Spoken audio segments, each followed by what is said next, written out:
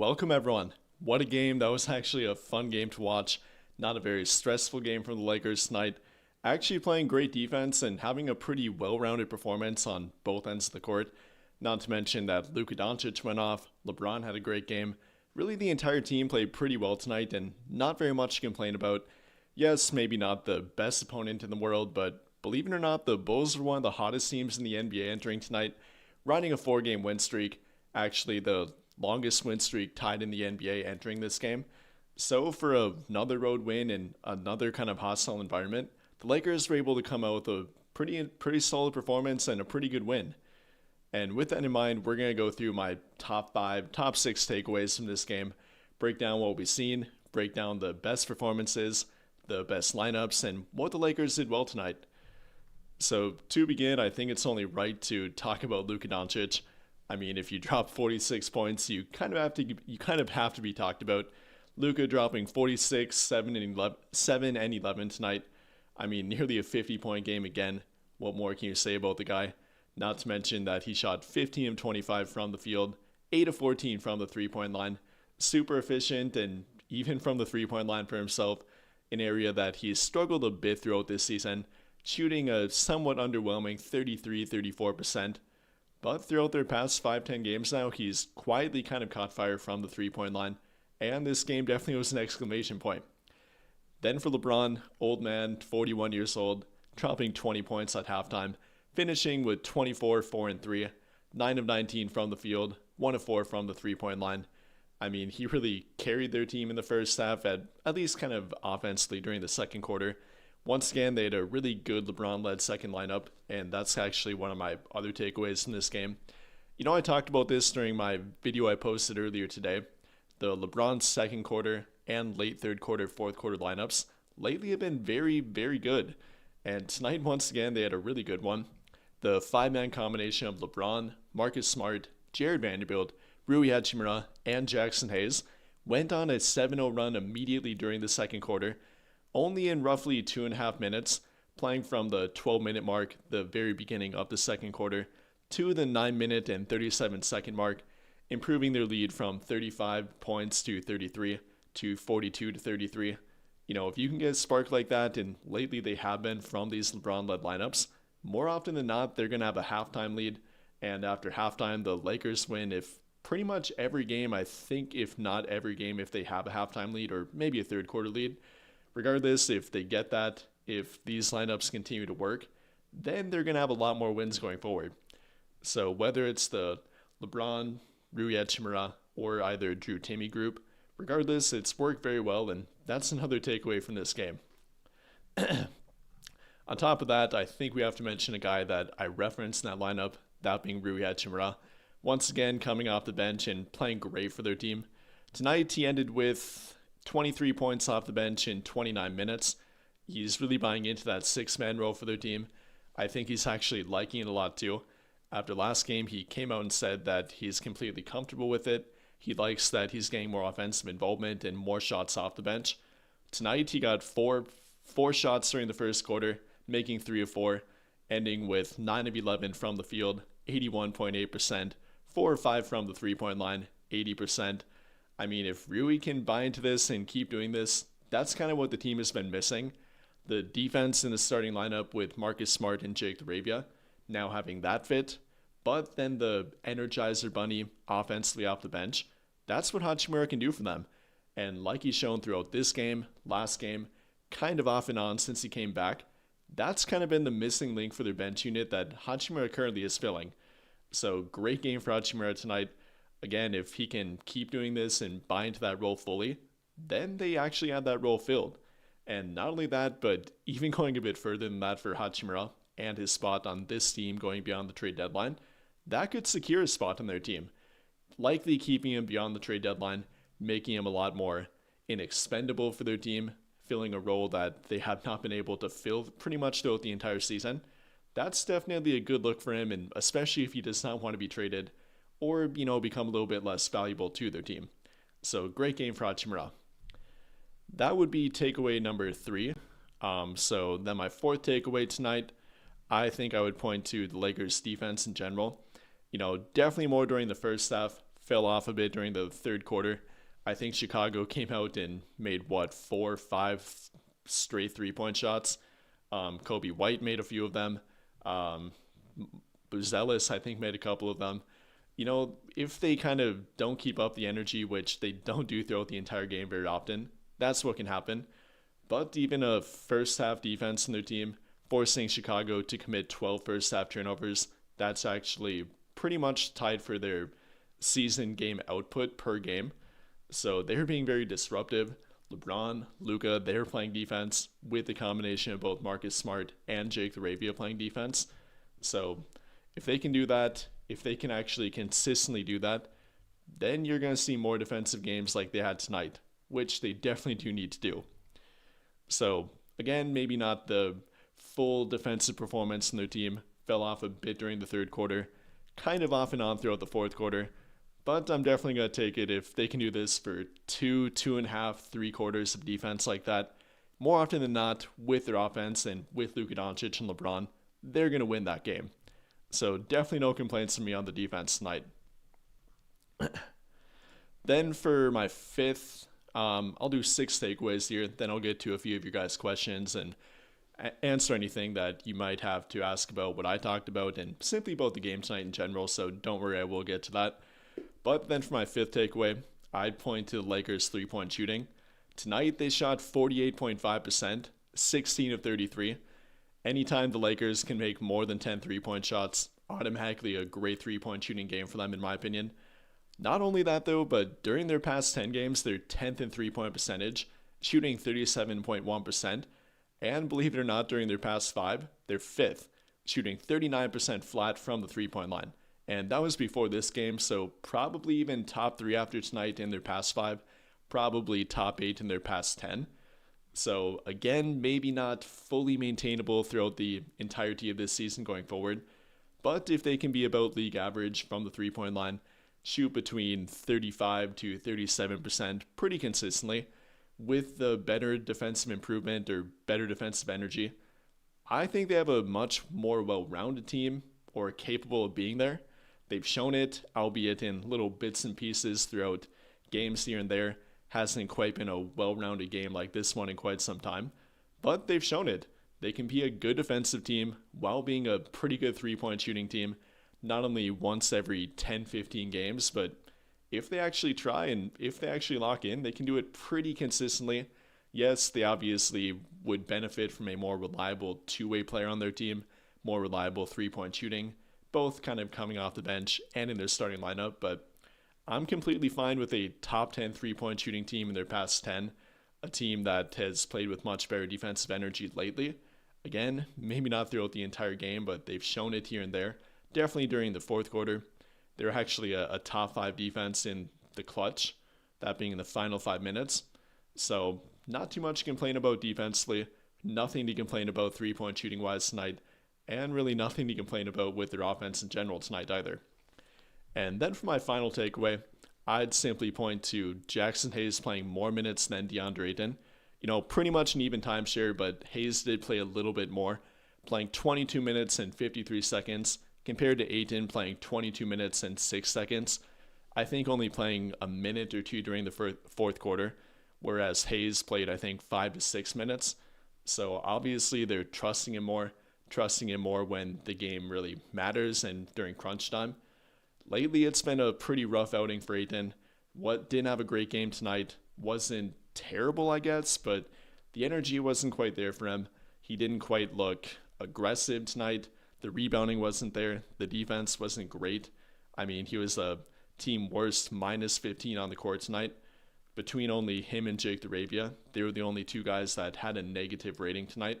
Again, Ayton at negative 15, LaRavia at negative 9. Even though I thought LaRavia played great, simply a product of one bad lineup in that game that he was a part of. But for Ayton, again, not a great game for him. Again, not too much to say that I really haven't said lately about him. Not trying to dog too much on it because I think I've said everything that I possibly can say. But obviously not the answer for their team going forward. If he can't be anywhere near consistent like he was for maybe a month there, maybe a month and a half during October, November, early December, then this is going to happen more often. He's not going to play more than 20 to 22 minutes. He's going to get not only outplayed, but more or get less playing time than Jackson Hayes off the bench. They're going to finish the game in a small ball lineup, going away from not only Hayes, but also Ayton, finishing with the Vanderbilt, LeBron, and Rui Hachimura frontcourt, which they did tonight, even though it wasn't a particularly close game. Ayton's got to find a way to pick it up, or they're going to move on from him, not only rotation-wise, but maybe team-wise too. So those are my 5-6 takeaways, roughly. Let me know what you guys think, what I had to say about the game tonight. We're going to talk about that, and I'll go through a few of your comments.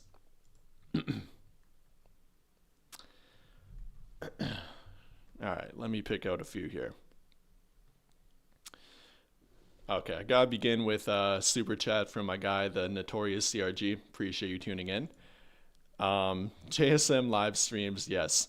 Bulls shooting 50% from 3 on that volume, no.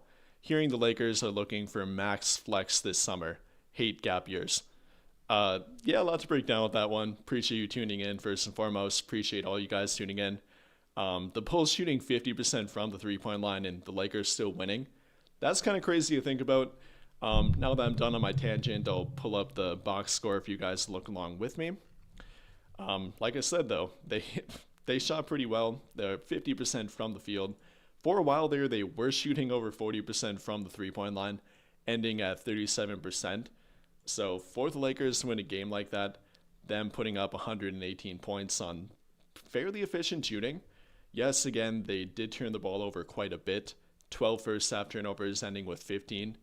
That's pretty impressive for the Lakers. Finding a way to win, doing enough on defense while playing great offensively, shooting well from the 3-point line themselves, nearly 50%. Yeah, that's definitely a great thing to point to. Great takeaway with that. On top of that, I would actually, let me go back to your comment here. I'll address the second part of it here. Hearing the Lakers are looking for max flexibility this summer. Hate gap years. Yeah, I don't know, depending on their team performance lately, heading toward the trade deadline, if they'll change their mind or not. If they consider this a true gap year or not, I think it would be hard to look at it that way, given what Luka has shown lately, not only lately, but the entire season. What LeBron's shown throughout the past month now, definitely getting his legs back under him, showing that he's still a top 15 player in the NBA, even finding better chemistry with Luka Doncic on the court than with what Austin showed early this season, was a legitimate all-star, and hopefully he can still make the all-star team. Between the chemistry with Austin, Luka, even Austin, LeBron, we can point to that from prior years. I'd hate to say it as a true gap year. Hopefully they don't fully view it that way. Yes, you can kind of view it that way from a cap space perspective this summer. You want to maintain that and don't want to trade for a guy with a terrible contract unless it would be a no-brainer kind of trade that would get them back assets in return. But regardless, I think they have to find a happy medium with it. I've talked plenty about that. I won't go on too much of a tangent this time, but I'd like for them to still buy at the trade deadline, try to find a guy that can add more to this team without, disrupting the future vision, whatever that might be for them, the cap flexibility, the timeline around Luka Doncic, so on and so forth. There definitely is a happy medium between there that I think they can find to improve this team, to get it a bit better and help them contend a bit more truly, not simply to be a first, second round exit, but at least give them a better chance going a deeper run. I think there's a happy medium there between it. But yeah, hopefully that answers your question. A little bit of a loaded response, but appreciate the super chat.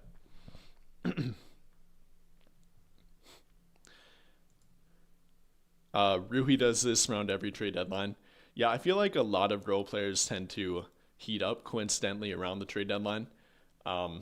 We've seen it from D'Lo in the past. We've seen it from Hachimura in multiple trade deadlines. We've seen it from a few other guys here and there. I think it's less about the trade deadline this time with Rui, more so him getting comfortable in that 6-man role, more so with him coming back from injury and being off the minute restriction finally, I think 3 games ago now. I'm hopefully pointing more to it with that, and I truly do believe that too. And with him fully buying into that role, he's more comfortable on the court, getting more offensive involvement and more offensive opportunity. I'm going to point more so to that, but yes, it is a bit coincidental. Regardless, I'm happy with it, and Rui's been playing really well.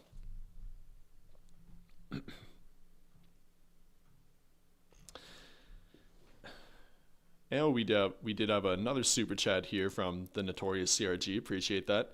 Yeah, that haze between the leg dunk was absolutely sick. Yeah, I didn't expect that. We know he's got some bounce. We know he can do it. I heard Stu on the broadcast saying that he does it in pre-game warm-ups all the time, and that's not that shocking. Yeah, if you get Jackson out on the fast break, no one around him, he will throw something like that down. Heck, I was even kind of thinking when he did that with no Mac McClung in the dunk contest this year. That is confirmed, by the way, if you didn't see that. Maybe Hayes might get a dunk contest invite. Usually the big men don't win it. It's not always as impressive to see a 7-footer do stuff like that, but hey, if you're doing in-game, between-the-leg windmill dunks, I'm going to give that a 10 out of 10 every time. So yeah, very impressive from Jackson tonight. Not only the dunk, but what he did tonight on the court too.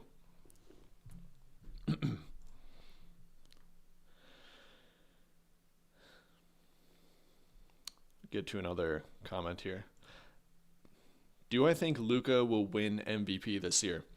The Lakers have a good enough record for him to be in consideration, and possibly with Jokic missing too much time. He didn't miss 15 games yet, I don't think, but he's right on that borderline. If Jokic is out of the conversation, if excuse me, if Shea, even though yes he will qualify for it, voters tend to have a little bit of voter fatigue. Do they want to vote for Shea again? Would they rather vote for a guy like Luka, who's been very deserving of MVP, the guy that's leading the league in scoring, a team that's now 11 games above 500, if they can find a way to be a top 5 seed? I could definitely see Luka winning it, barring them falling flat, which hopefully they won't do, and I don't think they will. He'll definitely be in that top 2 if Jokic isn't in there. Yeah, definitely a real conversation to be had about that.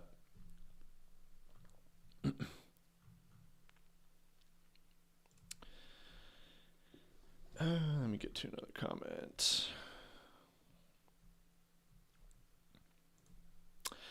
Yeah, Aiton with another stinker tonight. Can't believe he feels okay with himself performing like this.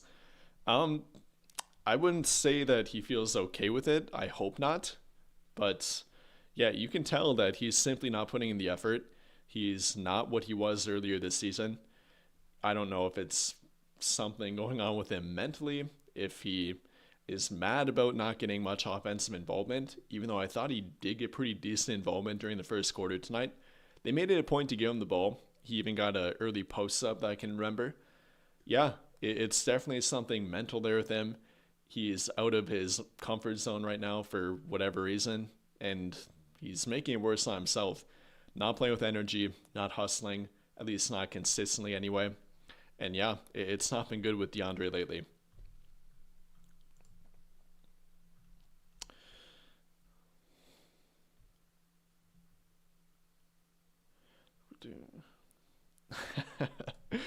Look what Luka is doing with a 41-year-old, two guys who are brought out in a bunch of role players, MVP. Yeah, Luka's playing well. I don't know if we're talking about a regular 41-year-old, but yeah, LeBron's 41, not looking like it. Two guys that are bought out, Marcus and DeAndre. Marcus is playing very well, by the way. Not only were there comments about Aiton having no chance to play well with their team, which they're kind of half right, I guess, so far, but a lot of people doubted Marcus Smart too. Only playing 54 games in the prior 2 years before joining their team, kind of looking like a shell of his former self when healthy last year. People said that he couldn't help their team, that he wasn't even a good defender anymore. I think Smart's proving that to be wrong. Played great tonight again. He's played great lately. He's actually one of the few guys in their team that will push the pace and push the ball up the court, giving them a good contrast to Luka Doncic. I think Marcus has really been the key to their lineups working lately. Not only the starting lineup, but something I talked about in the video I posted earlier today. He's been a key figment in the LeBron second quarter lineups, the lineups that I talked about that have been working very well lately. He's been a part of the Luka Doncic led groups that have been playing very well lately too. So whenever Marcus is on the court, usually they do play better.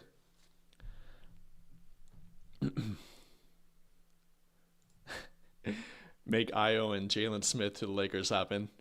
maybe Rob is back there at the Bulls general manager and talking about it. But yeah, I definitely was watching them tonight pretty closely. I know if you guys keep up with my content and we're thinking about all the hypothetical trades that I may or may not have mentioned regarding these two before, maybe you were watching them too. I thought Io played pretty well. He had a little bit of a rough start shooting wise, but I think he ended with 19 points tonight. What did Io end up with?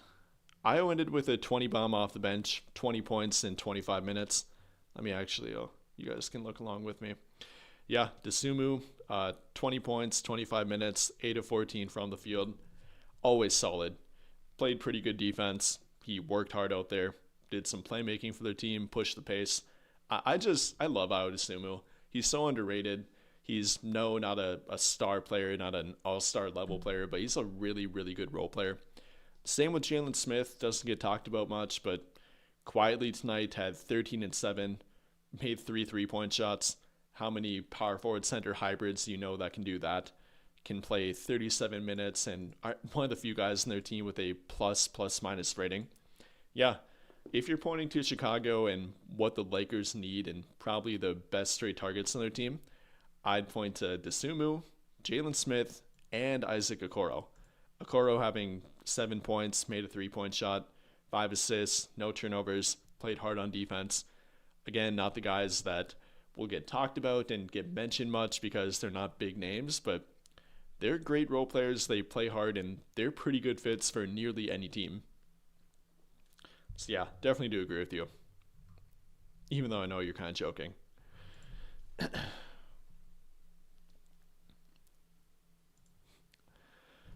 Been watching me for years now. Keep up the great work. Appreciate it. Appreciate all you guys that tune in, support the channel, watch, leave a like, super chat, whatever. Genuinely appreciate it.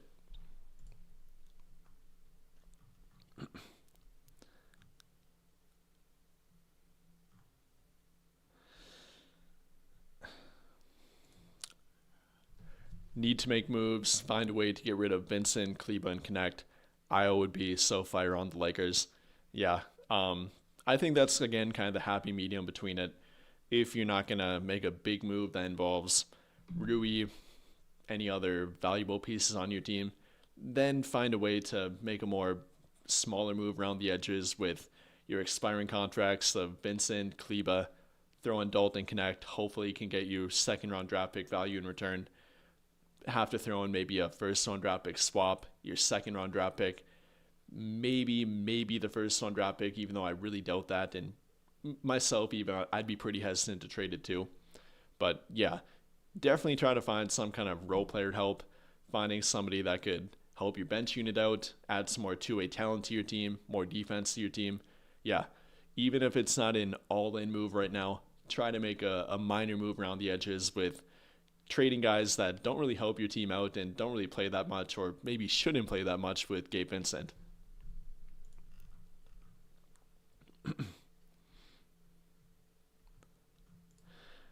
Yeah, definitely agree with you here. Can't wait for AR's return.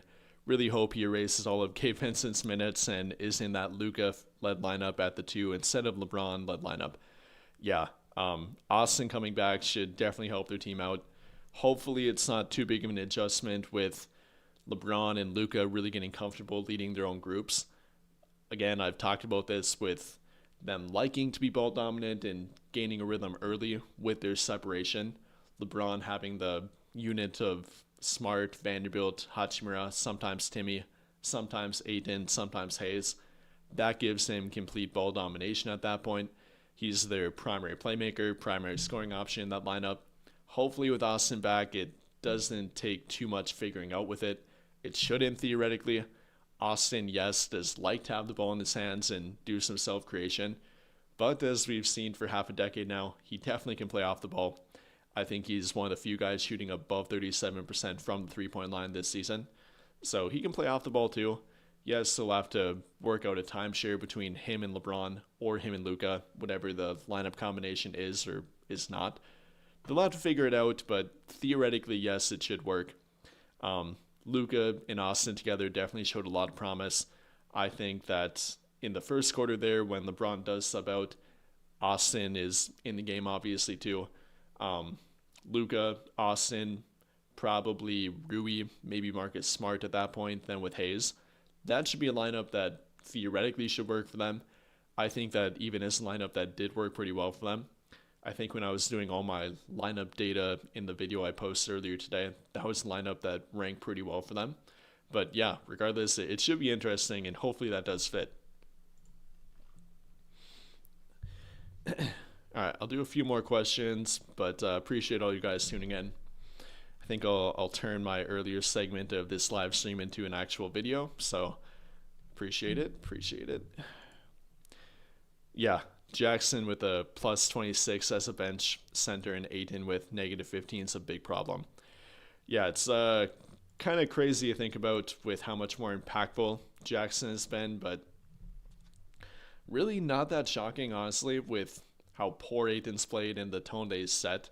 Negative 15, 2 rebounds in 22 minutes. Meanwhile, Jackson off the bench, a ball of energy.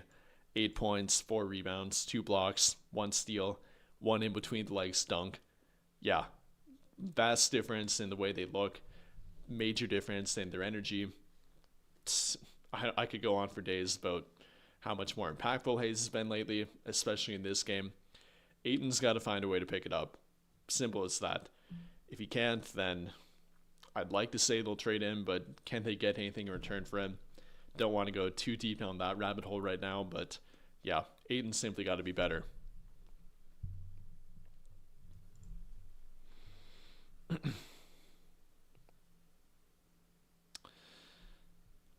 We got another super chat here from SKREECH 7397.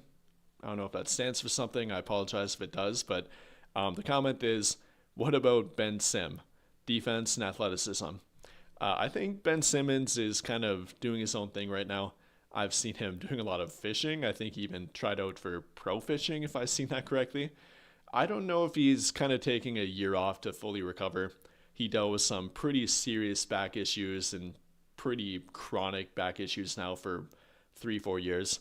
Yeah, if fully healthy, if truly back to kind of what he was, even though he's a little bit older now at 30, I think, roughly, maybe it could help them out. I think he could help some team out that has a bit better spacing around him and would be a better fit. But I don't know about Simmons for this team. Maybe not the best fit off the bench. Maybe with Rui coming off the bench, it could work a bit better. But then again, you throw them into kind of a weird front court role at that point. But yeah, in general, not sure about Ben Simmons right now. But appreciate the super chat. Appreciate you tuning in.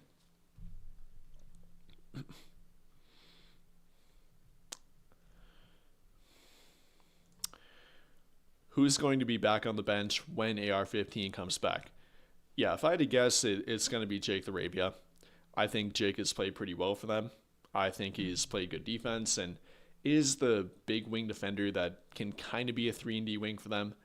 But if I had to pick between him or Marcus Smart, probably going to keep Marcus Smart in there.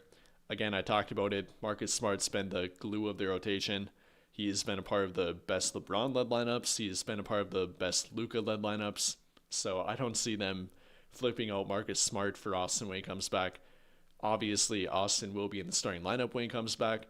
Maybe for the first game back, he might come off the bench. I wouldn't be shocked by that. Being on a probably 15-20 minute restriction, they want to have him in during the fourth quarter, so probably won't start. But after 2 or 3 games, he'll definitely be back in there, in my opinion.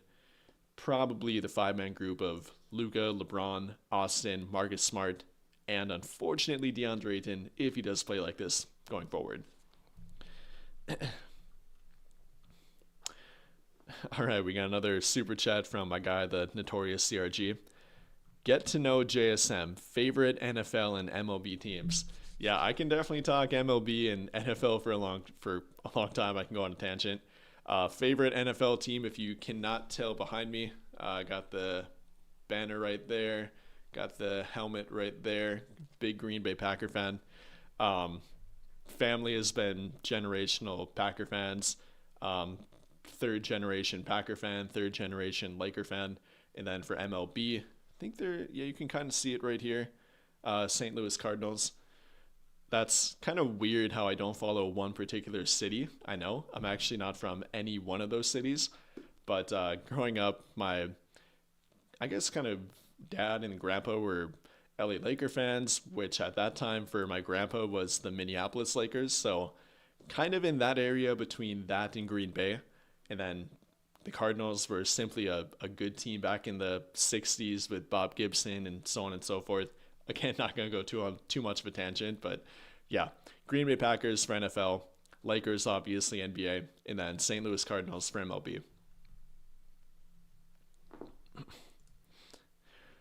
Yeah, Rui did look like a very solid six man tonight. I mean, coming off the bench, dropping 20 plus, not going to complain about that. They haven't had that pretty much all year now, apart from the occasional Nick Smith outburst off the bench. Um, Apart from a few guys here and there, it hasn't happened very often. Rui fully buying into that role is absolutely key. They haven't had that. The offense needs it off the bench. They've had a lot of trouble finding that balance, either having a good offensive starting lineup and a terrible bench unit offense and a good bench unit defense. Now they're slowly but surely finding that balance. The starting lineup's been pretty decent on both ends lately, with both Jake Arabia and Marcus Smart in there. Now with Hachimura, especially in their past two, the bench units play great offensively. Vanderbilt and Hayes have come in and played great defensively. Yeah, they're finding a really good balance right now, and to absolutely no surprise to me anyway, that's what they needed the whole time. Separating the Rui Hachimura minutes with LeBron and Luka, only playing with one of them at a time, at least to find a rhythm for himself until the fourth quarter. Then he can finish the game for their team. After he has the rhythm, after he has the confidence, after getting a few shots and offense drawn up around him, which we haven't seen in months now at this point, after that, they can finish the game together. During the fourth quarter, LeBron and Luka, they definitely play harder on defense. Not to say that they don't always do, but during clutch time or during crunch time, they definitely play harder. Rui plays harder on defense at that point. Whether you have the small ball group with Rui, Vando, Jake Larabia, usually actually not Vando, usually Luka, LeBron, Rui, Marcus Smart, and Jake Larabia. Or if they have a center out there instead of Jake Larabia, regardless, it works pretty well. Yeah, Rui coming off the bench really sets all that up, in my opinion, helping the offense be better, helping the entire rotation to have a better balance. Absolutely key.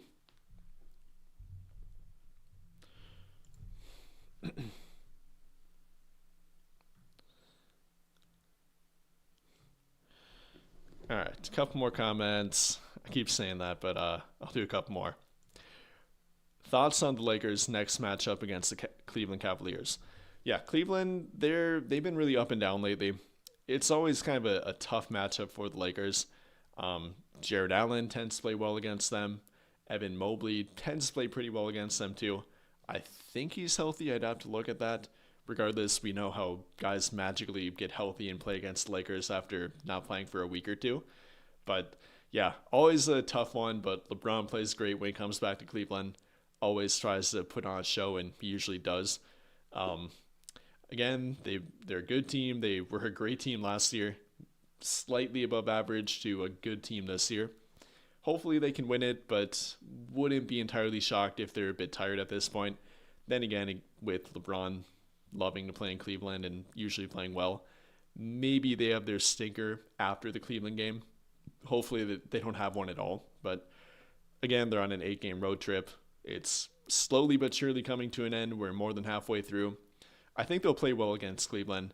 Maybe not the game after that. Hopefully they do. But yeah, wouldn't doubt if they eventually have one road game stinker here.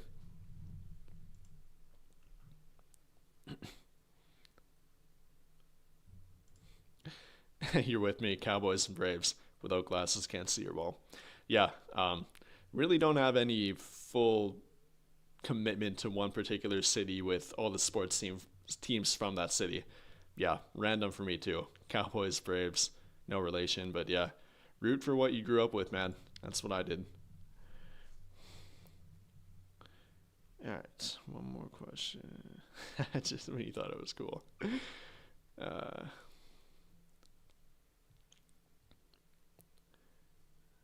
I'm not going to get into any too deep trade hypotheticals right now. I'll go on too big of a tangent.